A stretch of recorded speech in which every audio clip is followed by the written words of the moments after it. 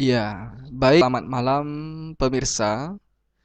Kali ini saya akan menjelaskan atau berbagi tutorial mengenai pengenalan pemrograman Visual Basic. Nah, ini adalah tahap awal di mana nanti saya akan membuat tutorial-tutorial selanjutnya. Jadi pada tutorial pertama ini kita akan mengenal GUI atau tampilan dari pemrograman Visual Basic. Karena agar kita mudah dalam membuat sebuah sistem, membuat program, tentu kita harus tahu dulu bagaimana cara menjalankan Visual Basic tersebut. Oke, langsung saja kita buka Visual Basic-nya dengan cara klik Start. Kemudian kita cari, ini juga ada langsung, atau kita cari dari sini, Microsoft Visual Studio 6. Kemudian kita pilih yang bentuknya seperti ini. Oke, kita klik sekali, klik kiri. Nah, ketika sampai di jendela ini, bagusnya kalau kita untuk belajar, kita langsung memilih VB Enterprise Edition Control. Jika kita memilih VB Enterprise Edition Control, artinya nanti komponen-komponen yang akan ditampil di sini dia sudah banyak. Kita tidak perlu lagi mencari satu persatu. Kalau kita pilih yang standar XC, maka toolbox yang ada di sini nanti hanya yang standar saja. Baik, saya pilih saja yang VB Enterprise Edition Control. Oke. Jadi inilah bentuk dari GUI atau tampilan dari program Visual Basic. Sama seperti dengan aplikasi lainnya, ini project satu Microsoft Visual Basic ini namanya title bar. Nah, ini namanya title bar, sedangkan ini namanya adalah menu bar. Ini menu bar, ada file, edit, ini namanya menu bar. Apabila sudah kita buat untuk menjalankan, untuk menyimpan, untuk membuka, dan sebagainya. Kemudian yang di sebelah kiri ini, yang ada komponen-komponen ini namanya toolbox. Nah, ini dia toolbox. Tool artinya alat. Inilah tool-tool yang kita gunakan nanti untuk membangun sistem. Ibaratkan kita ini membangun rumah, jikalau kita ini seorang tukang yang akan membangun rumah, maka inilah yang dinamakan semennya, batunya. Nah, ini yang akan kita susun dia menjadi sebuah rumah. Oke, jadi ini adalah namanya toolbox. Sedangkan ini namanya Project Explorer. Project Explorer. Jadi disinilah formnya. Nah, ini formnya. Kalau saudara ingin membuat form di form 1, maka saudara tinggal klik form ini. Klik, ini formnya. Di sini nanti kita membuat rancangannya. Jadi topik kita kali ini adalah membuat rancangan program. Dan jikalau kita ingin melihat di mana kita mengetik shortcode-nya, saudara tinggal mengklik di daerah sini. Di Project Explorer sudah disediakan. Kalau saudara klik ini, View Code, ya, maka akan muncul di sinilah tempat kita mengetikkan kode. Jika saudara mengklik ini, ya, maka disinilah kita nanti akan meletakkan toolbox tool-toolnya. Oke. Sedangkan yang ini adalah namanya properties. Jendela properties. Properties ini adalah merupakan karakteristik dari tool-tool yang akan kita letakkan nanti. Nah, nanti akan lebih jelasnya. Kemudian, sedangkan ini adalah form layout. Form layout ini adalah menggambarkan di mana posisi form akan berada. Baik, kita buktikan dulu untuk form layout. Nah, ini untuk menjalankan sistem. Nah, pertama kan kecil ini. Biasakan yang form putih ini dibesarkan. Ya. Sedangkan ini bisa kita atur lebarnya sendiri dengan cara seperti ini. Oke? Paham ya? Oke. Sekarang kita perhatikan form layout. Coba kita jalankan sistem dengan mengklik segitiga ini. Ya.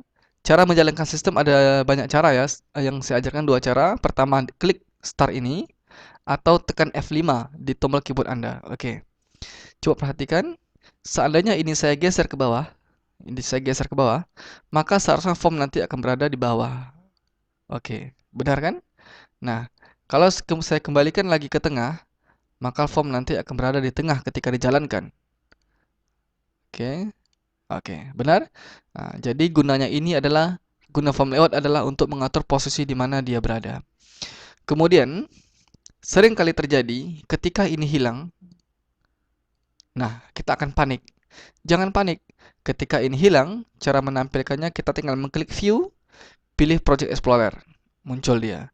Kemudian yang propertiesnya sama, klik View, klik Properties, Windows. Oke? Untuk menampilkan layout sama, klik View, pilih Form Layout Windows. Oke? Kemudian kita tinggal atur saja gitu. Tinggal tarik seperti ini. Ya, kita perkecil, kita atur aja. Oke, langsung aja saya akan memperkenalkan dari toolbox ini. Di sini misalnya saya ingin membuat program input barang. Nah, ini adalah caption. Ini label. Label ini bisa kita gunakan sebagai caption atau judul-judul dari sebuah sistem. Misalnya judulnya saya buat input data barang. Nah, ini kan judul. Judul ini kan terlalu kecil tulisannya. Kita bisa merapikannya dengan menggunakan properties. Di mana tadi properties? Ya, benar. Yang ini adalah properties. Untuk pertama kita buat rata tengah. Kita pilih di alignment. Kita tengahkan. Ya, ke tengah tulisannya kan. Kemudian kita perhatikan sepertinya tulisannya terlalu kecil. Di sini kita pilih atau kita ingin rubah tulisannya, kita rubah menjadi Tahoma misalnya. Kemudian kita boldkan. Kemudian kita buat ukurannya 12, kita klik OK. Nah, besar deh kan? Ini kita jadikan judulnya. Misalnya dalam penginputan data barang, itu kan ada kode barang, nama barang. Nah, caranya gampang. Tinggal kita klik ini label. Iya, tarik begini. Kemudian jangan lupa ubah di caption. Cari di properties namanya caption. Ini dia. Ini label. Kita ubah jadi kode barang. Oke. Kasih titik 2. Kalau mau diatur, cukup atur di sini aja. Nanti tujuannya ketika kita membuat yang lain, dia sudah rapi. Kita tidak perlu mendrag dropnya berulang kali. Kemudian di kode barang kan ada isiannya. Untuk isian ini kita gunakan namanya text box. Ini dia. Iya, text box. Nah, ini kan ada tulisannya nih teks 1. Supaya rapi, teks satunya kita hapus saja. Oke. Oke. Nah, jangan lupa di dalam standar internasional text box ini harus kita beri nama. Jangan teks 1 begini saja. Cuman nggak pengaruh ya. Saya perjelas bahwa teks 1 di sini tidak masalah. Cuman alangkah baiknya kita bisa memberikan penamaan yang benar di dalam sistem. Nah, teks 1 ini misalnya kita rubah namanya kode barang. Berhubung dia ini text box, maka aturannya dalam standar internasional itu diawali dengan txt kalau dia text box. Maka kita buat di sini txt kode barang. Oke. Nah, kan ada lagi nih, ada kode barang. Kemudian ada nama barang. Biasanya bagi pemula mereka membuat nama barang mereka ambil ini lagi. Ambil ini lagi, ambil ini lagi. Nah, ini repot. Selain repot juga pembuatannya tidak rapi. Cara gampangnya adalah ini kita hapus dulu. Kita hapus. Kita hapus. Cara gampangnya cukup kita copy yang sudah rapi di atas. Kita tarik gini, ya. Kemudian kita klik kanan, pilih copy. Kemudian kita pastekan. Ya, paste. Nah, di sini jangan lupa. Apabila muncul seperti ini, pilih saja no. Kalau saudara pilih yes, maka nanti akan muncul indeks. Tidak masalah, tetapi bagi pemula, supaya tidak menyulitkan diri sendiri, pilih saja no. Oke, pilih no lagi. Oke, jadi dia kan, maka kita tinggal tarik ke bawah. Oke, rapi. Nah, kemudian apa lagi? Misalnya harga, pilih no. Oke, tarik lagi. Oke, dah setelah jadi begini, maka saudara nanti tinggal mengganti nama di sini saja gitu. Misalnya nama barang, titik 2, kemudian di sini harga, titik 2. Oke. Nah, berbeda halnya dengan apabila toolbox-nya beda. Misalnya kita membuat satuan. Coba kita paste lagi. Kita paste lagi satuan. Ya, kita rubah ini satuan. Ya, nanti jangan lupa juga ini dirubah namanya supaya rapi, supaya memudahkan kita dalam penamaan. TXT nama barang, kemudian ini dirubah juga TXT harga. Nah, untuk satuan bagaimana? Sebenarnya sah-sah saja satuan itu kita buat menggunakan text box. Tapi alangkah baiknya kalau satuan itu tuh kita buat menggunakan combo box. Karena supaya tidak terjadi penginputan data yang berulang-ulang gitu. Maksud saya itu kita tidak perlu menginput data yang satuan itu sudah jelas. Yang nama satuan kan pasti bungkus, pak, kan seperti itu. Maka kita delete saja. Kita gunakan combo box. Oke, kita tarik ke sini. Oke, combo box. Combo box ini untuk pengisiannya, coba kita jalankan dulu. Kita jalankan. Oke, nah ini dia sudah bisa jalankan. Kita isi 001, nama barangnya misalnya Supermi, harganya misalnya 20.000 tuh 23. Di combo box ini kan dia sebenarnya pemilihan nih. Ini kan kosong ini. Seharusnya di sini kalau kita klik ini, maka akan muncul misalnya bungkus. Seperti itu. Sekarang, bagaimana caranya untuk mengisi di combo box? Caranya mudah. Kita klik di sini. Jangan lupa pada teksnya itu kita hapus dulu supaya rapi. Kemudian cari di list di propertiesnya namanya list box. Ya, saudara isikan di sini. Misalnya bungkus. Nah, untuk memindahkan kursor ke bawah, jangan ditekan enter. Kalau ditekan enter nanti dia seperti ini. Hilang dia. Capek kita. Kita klik di sini lagi. Nah, bungkus caranya begini, bungkus dan misalnya satu lagi Pak misalnya. Nah, untuk memindahkannya cara cepat supaya tidak berulang-ulang, saudara tekan kontrol, tekan enter. Iya, seperti itu. Bungkus Pak Kardus misalnya. Nah, seperti itu. Kita jalankan. Ya, coba dipilih di satuan. Nah, muncul kan?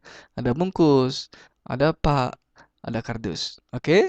Nah, program biasanya kan ada tombol simpan, tombol edit, tombol hapus. Untuk membuat tombol perintah itu kita gunakan namanya command button. Nah, ini dia. Kita klik 2 kali. Klik-klik. Oke, langsung muncul di sini. Jangan lupa dirubah di captionnya, namanya misalnya simpan. Kemudian jangan lupa juga di name-nya rubah jadi simpan. Karena dia command button, maka dalam standar internasionalnya apabila dia command button, itu harus diawali dengan CMD. CMD simpan. Nah, kadang-kadang di beberapa aplikasi kita melihat di simpan ini ada garis bawah. Bagaimana cara membuat garis bawah itu? Yaitu dengan memberikan tanda dan di depan huruf S. Coba lihat. Oke, ada garis bawah kan? Tujuan pemberian garis bawah ini adalah apabila ditekan Alt dan S, maka dia akan mengklik tombol simpan. Jadi itu, saudara harus paham apa tujuan huruf S di garis bawah. Tujuannya apabila kita tidak menggunakan kursor, supaya apabila kursor kita rusak misalnya, untuk mengklik simpan kan seperti ini, harus diklik seperti ini. Nah, sekarang kita tanpa menggunakan kursor, saya bisa memposisikan di sini dengan cara tekan Alt, tekan huruf yang di garis bawah yaitu huruf S, tekan S. Ya, di situ kan? Oke, tutup. Nah, jangan lupa project Anda disimpan. Cara menyimpannya gampang, kita klik save.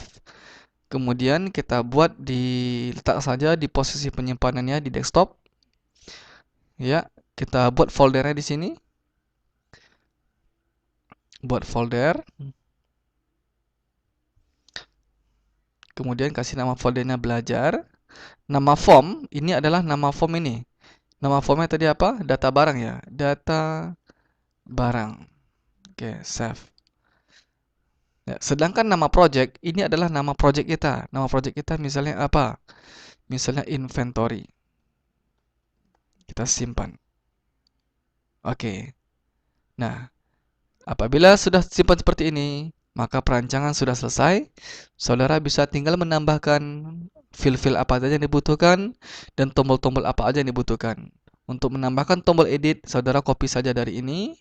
Pastikan pilih no sama kayak tadi. Kemudian nanti ubah di sini menjadi edit. Dan di sini ubah menjadi CMD edit. Oke. Saya kira tuntas untuk perancangan, maka saudara sudah bisa membuat perancangan. Untuk selebihnya saudara bisa tinggal memilih dari toolbox ini apa yang dibutuhkan dan saudara bisa memilih apa saja properties yang bisa digunakan di sini. Saya kira cukup. Terima kasih. Salam Hanafi, Logika Software.